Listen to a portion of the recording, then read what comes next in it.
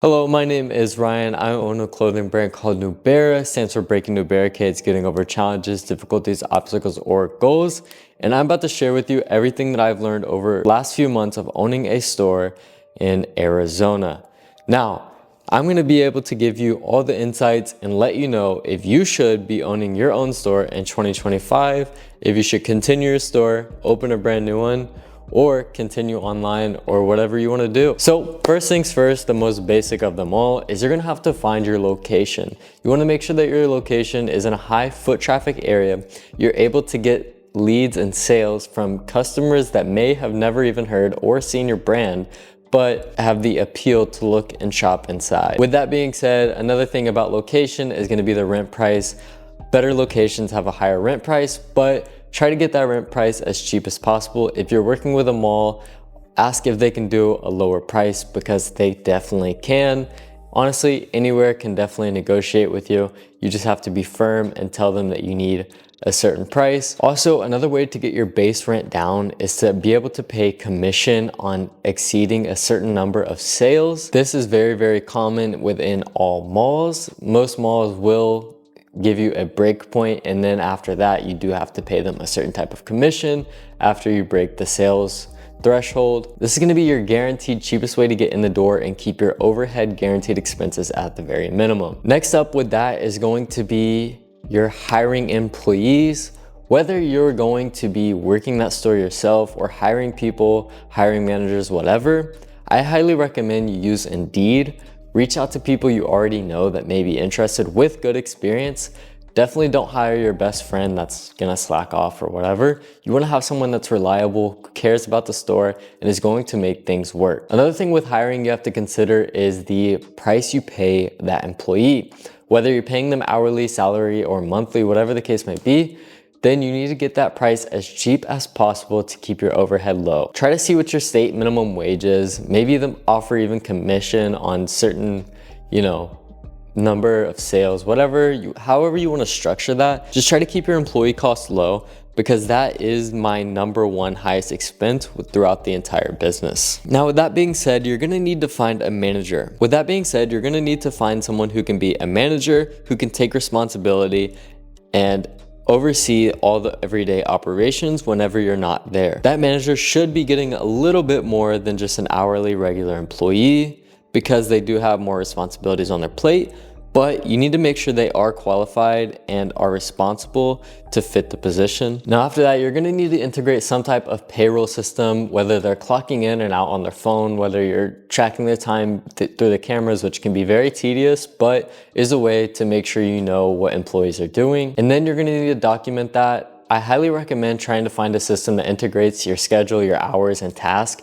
all in one. That way you can just do everything together. You have one monthly fee and then that's it. Try to keep your monthly fees and expenses to the very, very minimum. That's another thing that we might as well get into. So not only do you have to pay a POS fee, I highly recommend using Shopify. It's about $90 a month, but it's the most integrated with everything. Obviously your website too, it just makes the most sense. Use Shopify, have all that set up. Then you're gonna need some type of payroll and scheduling system, which is great. Another thing is gonna be your hardware device, so your card reader, your iPad, your drawer, all that type of stuff. Next up is gonna be your cameras, which may be, a reoccurring subscription to save, download that data on a cloud, whatever, or you may have a system where you can just put a hard drive in. Either way, you have to pay for something. You have to pay for a hard drive or the cloud storage. So you pick which one works best for your store, but those are things to consider. On top of that is going to be your utilities. So try to maybe include that into your rent price. That's personally what I've been doing for the last few months, but it is very, very common for the person leasing to pay for those utilities on top of the rent. I think that covers most of your monthly expenses. Other than that, you're gonna need to think about your store layout and fixtures, which can be very costly depending on where you source your products from. I highly recommend sourcing through China and seeing what the pricing is like. It may take a little bit of time, but if you have it, I highly recommend it to save a few $100s. You can get some of the best quality and custom designed stuff for your store for the best prices over there. that goes for honestly everything that you're going to need. I highly recommend sourcing through China using Alibaba. If you're trying to get good quality, save time and money. Now, another thing that you're going to need is your signage. You're going to need some type of sign above the store, inside the store, or hanging, whatever. However you can display your logo and signage, you're going to need that.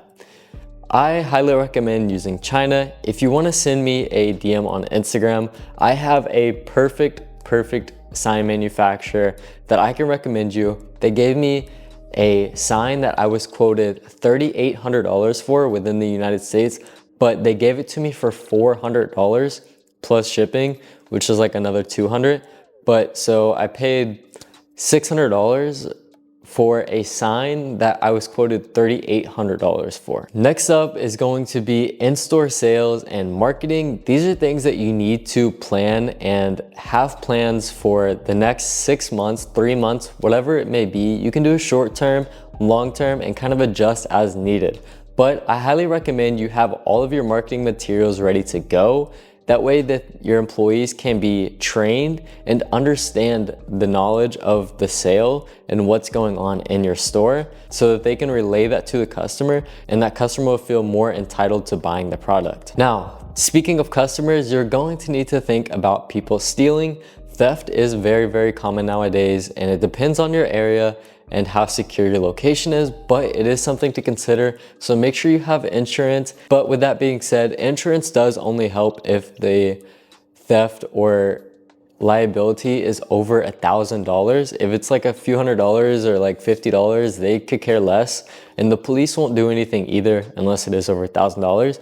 But having insurance is very important in case there is a flood or fire or tornado, or there is a $10,000 theft. You never really know, but keep that into consideration and make sure you have insurance and watch out for theft. Try to get the sensor tags and like the sensor system and everything in place. That way that you can stop and prevent as much theft as possible. Now, another thing is going to be your lighting. You need to make sure everything is very well lit and everything looks good and professional. If not, then people may leave the store because it's dingy and dark, and people want to look good and see bright lights. As well, you need a fitting room. Fitting rooms are very important with retail because people want to try the product on, see what it looks like on themselves. It'll ultimately lead to them either buying or leaving, but with them being able to try it on, they'll know for sure, and you don't have to worry about a return later. Now, the last thing is very important. Make sure you have training videos, training modules, or just systems in place to have your employees ready to go and very knowledgeable about what's going on in the day-to-day store. Make sure your managers are training them very well as you're training your managers to the very highest and top quality tier.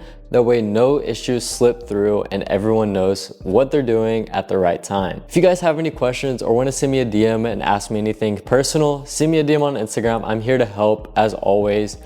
If you have anything else, drop it down below. Let me know if this was helpful, and I'll see you on the next one.